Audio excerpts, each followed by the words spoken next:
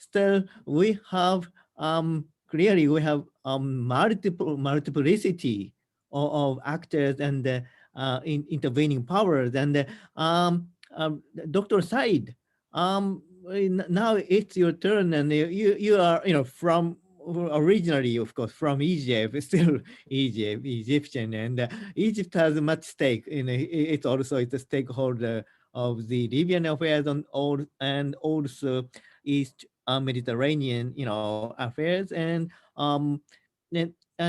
now I want your exploration on the rivalry between regional powers in this region. And nowadays there are many regional powers rising, like Turkey, like Russia, like European powers are also a little bit divided on this issue. And now Israel is coming to the fore.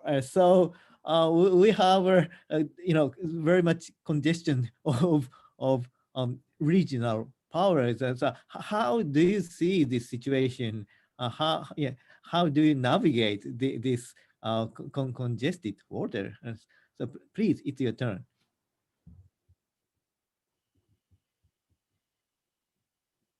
Oh, microphone on, please, please.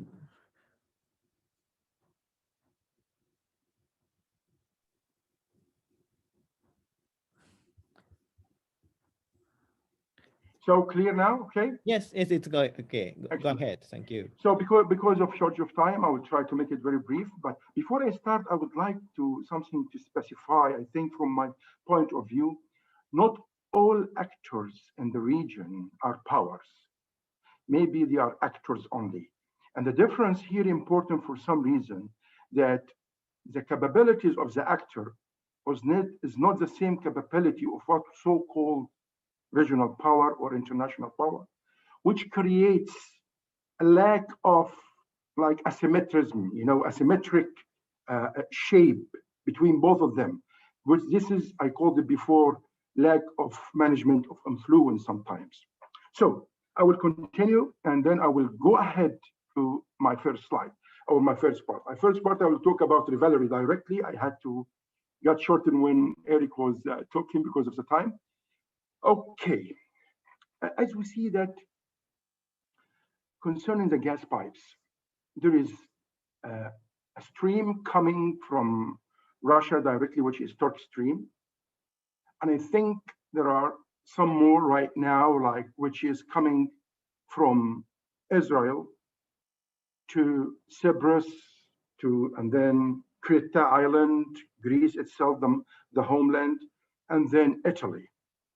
This one is really, I can say, it's very costly. It's like about $7.4 billion. And the gas which will produce or which will export is not that enough to Europe, according to my readings. And also some obstacles. But in the same time, Israel, okay, that's why Israel and Turkey, or let me say, definitely Turkey try with Israel to do another one, which is coming from Turkey to Europe, but directly from Israel to Europe, I'm sorry, by directly through Turkey.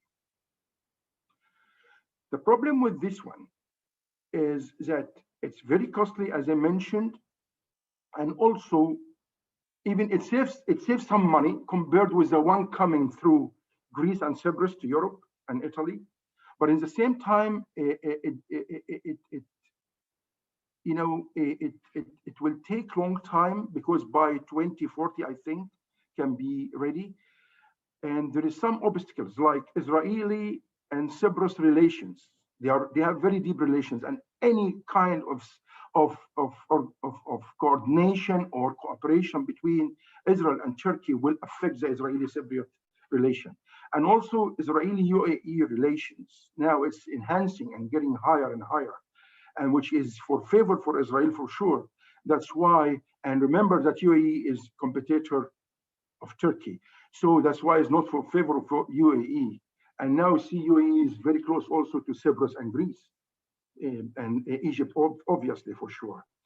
I remember the dispute on average gas field. It's between, it's something related between the maritime borders of Turkey itself and Cyprus, and also Israel.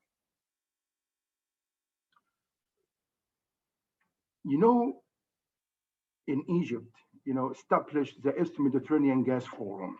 It was something like, it was early 2019 in January.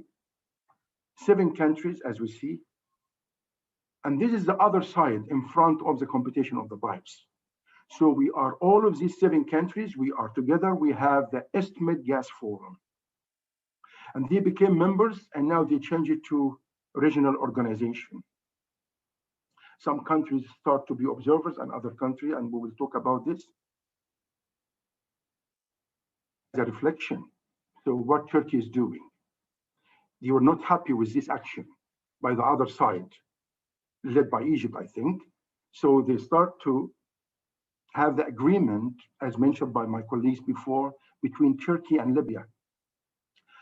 And this economic and security agreement, but I will concentrate more on economic agreement, this to allow Turkish and Libyan sway of Mediterranean resources. And because of this, let me tell you, it's recently happened, as you know, it's in November 2019, as mentioned before. But there is agreement between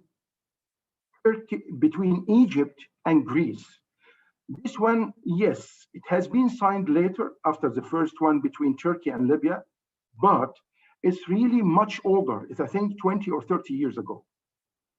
But now it has been signed. It took only one last year, which is 2020, to finish all, dispute points between Greece and Egypt, and now it's signed. So what is the result here? Also, by the way, Turkey tried to say something that my agreement is much better to Egypt, and I will show that later in the next slide.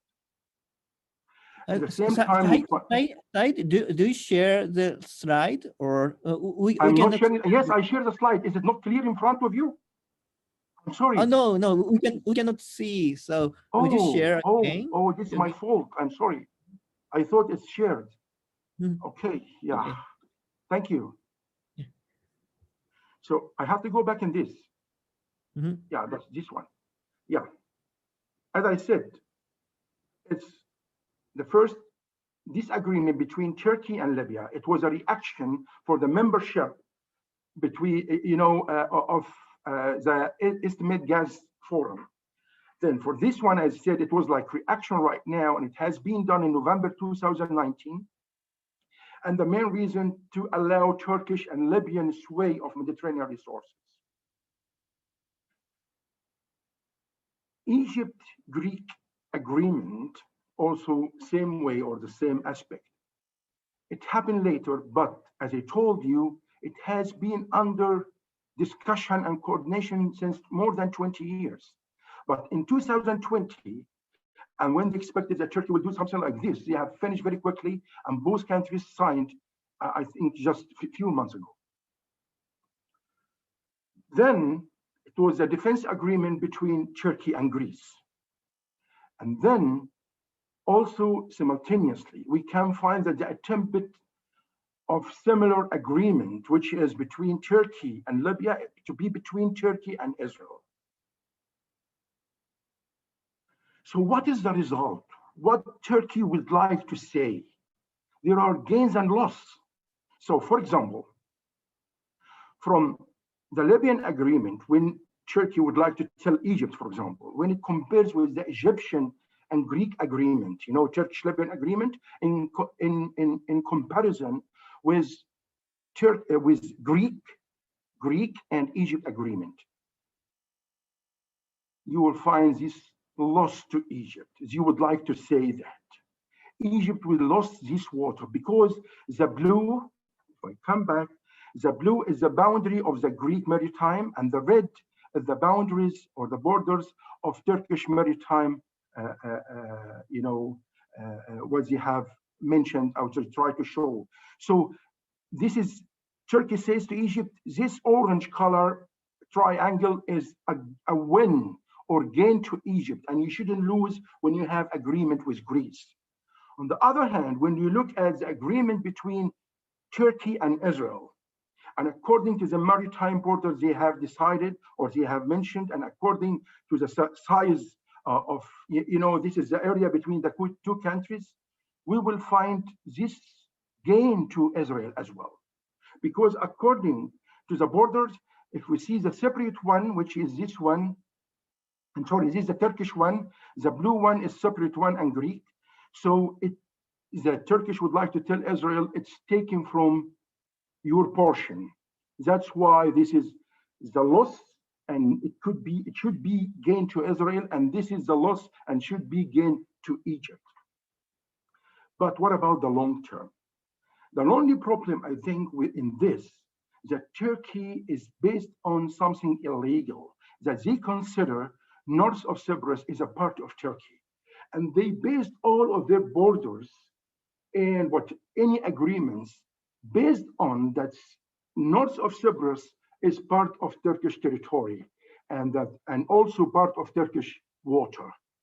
Whatever belong to north of Cyprus, which they believe it's, and we all know that north of Cyprus is only recognized by Turkey. No other country recognize it, as a part of Turkey. Then I will touch China and Russia in the East Mediterranean in relations with the three countries I'm talking about, which is Turkey, Israel, and Egypt. See here, why Turkey is very important to Russia? Because of these two. One of the main reasons, which is Bosphorus Strait and Dardanelles Strait. And this is the only exit to the Aegean Sea, to the Mediterranean Sea, which is also part of the East Mediterranean, from the Black Sea. And the other, which is the Baltic, and Europeans know that more than me. On the other hand, it's coming from Turkey, the gas stream, Turkish stream, coming from Russia to Turkey, the Turkish stream, which is very important to Russia. And they would like, Turkish stream, which is big benefit to both Turkey and Russia, but maybe Russia more, because you would like to be the main feeder of gas to Europe, for sure would be competitor to any kind of streams coming from the south of the Mediterranean. Third point, and I think this is from my point of view, is very important. When I see what Russia is doing in the East Mediterranean, I remember what Russia was doing in Syria. What Russia is doing in Syria, we all remember Sochi. It tried to manage the competition among the main players, which were Turkey and Iran, and also Israel was involved. The three main powers in the region, they have rivalries among each other. Russia succeeded to manage the competition among them in Syria. And I think now Russia would like to manage the competition between the three main players, which is Turkey, Israel, and Egypt in the East Mediterranean, and others for sure. China. The down part here is part of Belt and Road. And this is from Google Map. China, they have agreement to have, for sake of BRI, Belt and Road, in Praeus. This is the very famous Greek and lovely island over here. And also they having Gemlek, the Turkish one in Bursa. And I think all you visited, right? Remember, Bosphorus and Dardanelles, here's the Russian ones. And now very good relations between Russia and China. And also they have a big work in Ashdod in Israel, and also in Haifa, and in Suez Canal in Egypt. For the belt, which is the train track for the BRI, we find Ashdod, we find Gemlek, and we find even Praeus. For the road, which is the sea track of the BRI, we found Egypt, and also Ashdod, come to Praeus, and then to Europe. So this kind of mix between competitors in the region is very sensitive and critical to China. And that's why China, I think, we will see in my conclusion, the end, would like to do something among these countries. The first initiative of China, diplomatic or political initiative, we have heard, this is the invitation for dialogue between Iran and the Gulf states in the Middle East. So why not to repeat that somehow in the East Mediterranean, sooner or later? Future and expectations, this is my conclusion. I wanted to know who are the really key countries in this game. So I saw this kind of circles in foreign policy actually, but I modified some. The blue one, which is the members of the gas forum, whatever forum or organization. All of these countries, Egypt, these 4, 5, and the other 2, which is the 7 countries I mentioned before. And then the green one, which is the countries against Turkey, Egypt, UAE, and France. The yellow ones composing the countries who are joint military exercise. Why this one is important? I believe, my opinion, that economic relations does not make alliances, but military relations really make true alliances. How? Look at the economic relation between Turkey and Egypt. $4 billion in the last few years, $4 billion. But we never have any military exercise together, right? Look at even, trade between Israel, Israel, Turkey and Emirates, very big. But they never had military exercise, combined military exercise together. So the military exercise, I believe this is the main indicator of the true alliance and who is a competitor and who is ally. When I come to this red one, which is our observers, UAE and France, and and I think that's why it's dots, not all away line. So France and USA, according to my information, that they will have to be observers. I mean, in East Mediterranean Forum. Now we see what? Egypt in all circles, except observer for sure. UAE in all circles, except except membership, which means Egypt and UAE, I believe that they are the main players in the region. And I think they are the main key somehow, according to their participation and their alliance in all aspects inside the region. That's why you can see all of these countries and one country here, which is Turkey. And then the key countries, as I mentioned, Egypt and UAE. I think so. Turkey always seeks to keep ties with Egypt. They try to avoid any kind of provocation between both countries. Turkey, I noticed they do that. And the East Mediterranean. But otherwise in Libya, it's different. So the stick is raised by Turkey in Libya, but smooth relation is very good more in East Mediterranean. And I believe that's why it's also seek to have cooperation, signing agreements, or at least to avoid the agreement between Greece and Egypt. They tried to stop it by any ways, because this will support. What is the main goal of Turkey? I think 2 things. Number 1, to be member of the gas forum, to have the portion, which there is a deeper goal to have a portion of the gas, which they believe it should be, and I think it's obvious, they want something fair, not like Lausanne agreement before, right? And Egypt and Turkey avoid fighting with Egypt, not only for this reason, but there's another reason. Remember, if any country fights Egypt, that means no liberty, no freedom of movement in Suez Canal. And Turkey in economic problem now, and it needs the movement in Suez Canal, which is very important to it. Turkey will seek to hold international conferences. I'm sure about that. Many more conferences, discussing not only Libya as before, but discussing more the East Mediterranean.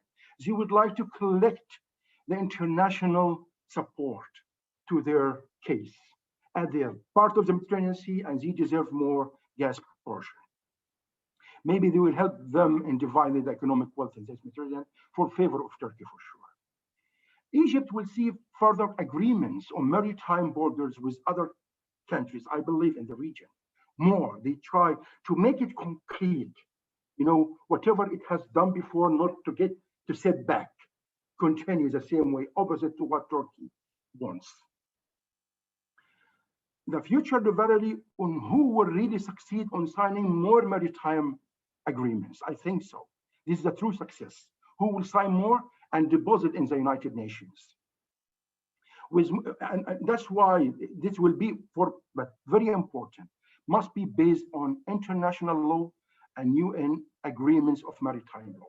This is always countries opposing Turkey make stress on this point. This is the last slide. Potentially, as I told you, I think US and France will try to join as observers. This is the East Mediterranean Gas Organization. But will China do? Right? Remember, there is the Red Sea overlooking countries on the Red Sea, right? I'm sorry, not the Red Sea, of the Indian Ocean. China, Japan are observers, even though they are not part of that. So China is closer than Japan in this region. So why not to be observer, to follow up and to be always taking part in all decisions somehow in the forum or estimate organization? I think so, which would be really brilliant for them. As Putin succeeded, as I told you, to manage relation and the competition between Turkey, Iran, and Israel in Syria, I think he will try to do the same issue with prevailing countries in the East Mediterranean. I would like to give you an example happened with me here a few years ago, and it was like news in Russia Today in Arabic. In this news, it was praising Egyptian president and getting down the Turkish president, something. I called my friend. He's a Turkish retired colonel. We were working together in United Nations mission in Nepal. And I asked him to see if also from Russian resources or Russian press, maybe Russia Today in Turkey, in Turkish language, I would like to see the same news, how it was published. And I found vice versa, that praising Erdogan and getting down President Sisi, as if they would like with the fake news or using the same news to say we are closer to you, please create social problems between the two countries. This will help in managing competition by Russia. What would happen exactly between Iran, Turkey, and Israel in Syria somehow? I believe that, I think,